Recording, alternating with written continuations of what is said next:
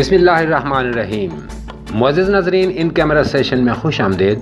میں ہوں آپ کا میزبان احمد خلیل جازم۔ ناظرین، پاکستان اور خصوصاً صوبہ پنجاب ان دنوں سیلابی ریلوں کی لپیٹ میں ہے، اور دیکھا جائے تو وہ دریا جو برسوں سے خشک ہو چکے ہیں وہ نہ صرف دوبارہ بہہ رہے ہیں بلکہ اتنی شدت سے بہہ رہے ہیں کہ اپنے راستے میں آنے والی ہر چیز کو بھی ساتھ بہا لے جا رہے ہیں۔ وہ لوگ جنہوں نے خشک ہوتے دریا کے راستے میں تجاوزات کا جال بچھا رکھا تھا وہ سب بہہ گئے۔ یوں لوگوں کا جانی اور مالی نقصان ناقابل برداشت ہو چکا ہے۔ ناظرین، عام لوگوں کا خیال ہے کہ ڈیم سیلاب کو کنٹرول نہیں کر سکتے۔ آج ہم آپ کو بتاتے ہیں کہ ڈیم کیوں ضروری ہیں اور اس حوالے سے ایک جائزہ بھی پیش کرتے ہیں کہ ڈیموں کی اہمیت آج کے دور میں کیوں اور کتنی ضروری ہے۔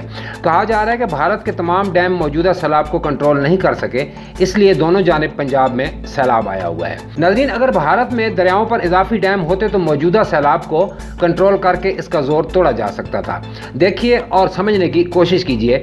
آبی ماہرین کہتے ہیں کہ دریائے سندھ میں تربیلا کے مقام پر سالانہ اوسطاً 70 ملین ایکڑ فٹ پانی آتا ہے، جس میں سے 50 ملین ایکڑ فٹ سے زیادہ صرف مونسون کے موسم میں آتا ہے، جس میں سے 20 ملین ایکڑ فٹ سمندر میں چلا جاتا ہے۔ ناظرین، یہ سالانہ اوسط کی بات کی جا رہی ہے۔ جب تربیلا کی سیوریج کیپیسٹی ہی صرف 6.5 ملین ایکڑ فٹ ہے تو پھر 43.5 ملین ایکڑ فٹ سمندر میں جانا چاہیے، لیکن جاتا صرف 20 ملین ایکڑ فٹ ہے۔ تربیلا ڈیم اور سمندر کے درمیان یہ 23.5 ملین ایکڑ فٹ پانی کہاں غائب ہو جاتا ہے؟ ناظرین، یہ اضافی 23.5 ملین ایکڑ فٹ پانی تربیلا ڈیم اور دریاؤں سے بنے بیراجوں سے پانی کو ریگولیٹ کر کے نہروں میں ڈالا جاتا ہے۔ یوں صرف 6.5 ملین ایکڑ فٹ کیپیسٹی والا ڈیم 23.5 ملین ایکڑ فٹ پانی کو ریگولیٹ کر لیتا ہے۔ دریائے سندھ پر ایک اور ڈیم بن جائے تو اس کی ریگولیشن اور فلڈ مینجمنٹ مکمل ہو جائے گی اور دریائے سندھ میں 10 لاکھ کیوسک تک چلنے والے ریلے کی شدت توڑ کر 5 لاکھ کیوسک سے نیچے لایا جا سکتا ہے۔ دریا میں ایک دن 1 لاکھ کیوسک پانی چلتا رہے تو اسے روکنے کے لیے 0.2 ملین ایکڑ فٹ سٹوریج چاہیے ہوتی ہے۔ 5 لاکھ کیوسک کا ریلا اگر ایک دن اکٹھا ہوتا ہے تو صرف 1 ملین ایکڑ فٹ سٹوریج کافی ہوگی اور ریلا ایک دن لیٹ بھی ہو جائے گا۔ یوں ڈیم کی سٹوریج کیپیسٹی بڑھاتے جائیں اور سیلابی ریلے کو مزید لیٹ کرتے جائیں۔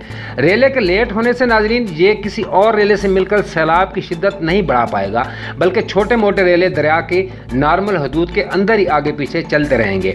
یوں سیلاب کی شدت ٹوٹ جائے گی۔ یہی کام دریائے جہلم پر منگلا ڈیم کرتا ہے اور یہی کام دریائے چناب پر مجوزہ چنور ڈیم کر سکتا ہے۔ پنجاب میں بھی میدانی دریاؤں میں سیلاب کے زور کو بھی توڑا جا سکتا تھا اگر بھارت میں دریاؤں پر ایک اور ڈیم بھی تعمیر ہو چکا ہوتا۔ ناظرین، اب سوال یہ ہے کہ یہ واٹر ریگولیشن اور فلڈ مینجمنٹ ہوتی کیا ہے؟ جب دریا میں زیادہ پانی ہو تو اسے ڈیم کی سٹوریج میں ذخیرہ کر لیں اور جب دریا میں کم پانی ہو تو ڈیم سے آہستہ آہستہ نکال لیں۔ ہر بڑے پانی کی آمد سے پہلے ڈیم کو خالی کر لیں۔ سندھ اور پنجاب میں بیراجوں سے نکلنے والی نہریں اسی واٹر ریگولیشن سے ہی ہر سال 100 ایکڑ فٹ تک پانی دریاؤں سے نکال لیتی ہیں۔ یوں تربیلا ڈیم کی 6.5 ملین ایکڑ فٹ اور منگلا کی 8 ملین ایکڑ فٹ کی کیپیسٹی سے واٹر ریگولیشن 100 ملین ایکڑ فٹ ہو جاتی ہے۔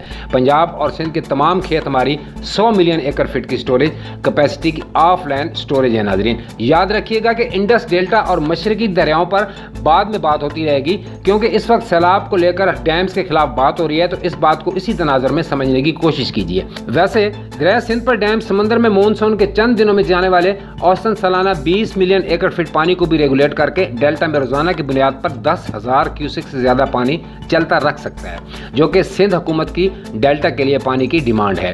تو ثابت ہوا کہ اگر آئندہ برسوں میں سیلاب سے بچنا ہے تو ناظرین ڈیمز بنانے ہر صورت میں ضروری ہیں، ورنہ ہر برس یہی حالات رہیں گے، بلکہ یہ حالات بد سے بدتر ہوتے جائیں گے۔